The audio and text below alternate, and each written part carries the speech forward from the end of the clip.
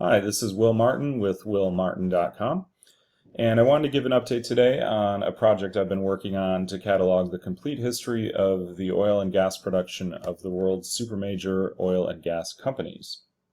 Now, these companies you've heard of, they are Shell, Total, BP, Chevron, and ExxonMobil.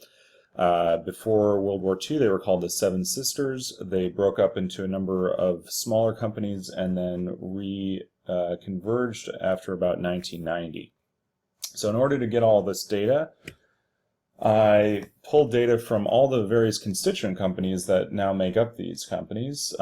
Here you can see all of the data that I have. I've pulled data for the following companies: BG, Shell, Total, Sinclair, Richfield, Arco, Amoco, Sohio, BP, Tenneco, Gulf, Skelly, Tidewater, Getty, Unocal, Texaco, Chevron, XTO, Mobil, Exxon, and ExxonMobil.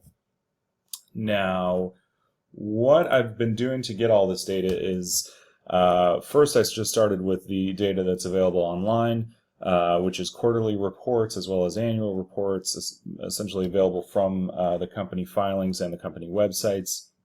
Then to get older data, I found a few databases that had some data, and then I started going into actual annual reports that I was able to get, first from buying old reports on eBay, and then from going to Stanford University to their microfiche lab and going and scanning microfiche. So after spending a few days there, I was able to pull the data all the way back to 1900, and it shows us this nice chart that we have here, which shows us that the supermajor oil production across all of the companies peaked in 1973. And essentially this was the first peak, or the main peak of these companies. It was largely a political peak, resulting from the oil reserves being nationalized by many of the Middle Eastern monarchies. And then essentially this oil was taken off of the books of these companies, and correspondingly the oil production decreased significantly between 1973 and about 1990. Now, between 1990 and 1999, oil production increased quite a bit across all of these companies as they spent more money and found more oil. But then since 1999, it's been on a decline. So the supermajors reached peak oil again in 1999, and this is more of an economic peak or a physical peak rather than a political peak. So zooming in on the most recent data since 1999, what you can see is that it's been on a steady downward trend since this second peak oil in 1999.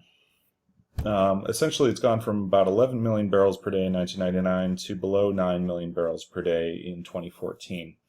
There's been an uptick in production since 2014 through this past quarter, Q2 2016, and this uptick is mostly due to greatly increased capital expenditure by these companies. So I've also been tracking capital expenditure as far back as I can get it. So far it's only back to 2006, but I'm going to be working on getting this further back so I can do some interesting data analysis. But for now, here's what you can see.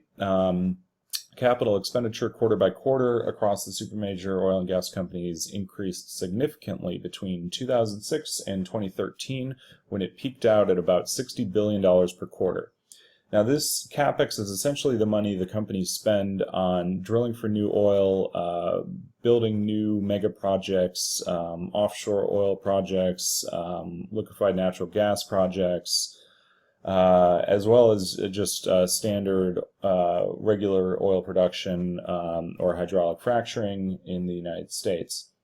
So spending all this money, they were able to increase oil production from 2014 to 2016 by about 1 million barrels per day. So that's a significant increase in the amount of oil produced, but with capital expenditure more than halving since 2013, from about $60 billion per quarter to about $25 billion per quarter this past quarter. The question is, will this long downward trend that we've been on for the last 2 decades, will this continue in the future?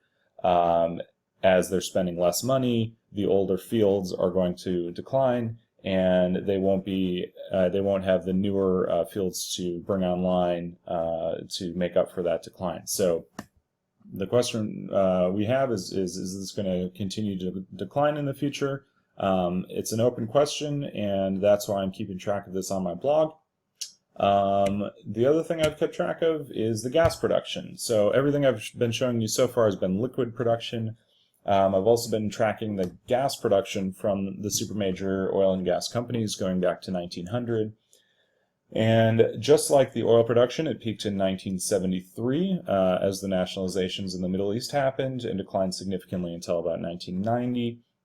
Then, it was just like oil, it was on an upward trend since about 1990. But unlike oil, it actually re-peaked above the prior peak. So the second peak was in 2010, just 6 years ago, and it has dropped significantly since then. It's gone from about 45 billion cubic feet per day in 2010 to 40 billion or so cubic feet per day, or less than 40 billion cubic feet per day in the past quarter. So just like oil production, as CAPEX is declining, the question remains, will this trend continue into the future? It's an open question, and that's why I'm blogging about it. I'd love to hear your comments. You can find me at my blog. It's willmartin.com, and I hope to hear from you there. Thanks.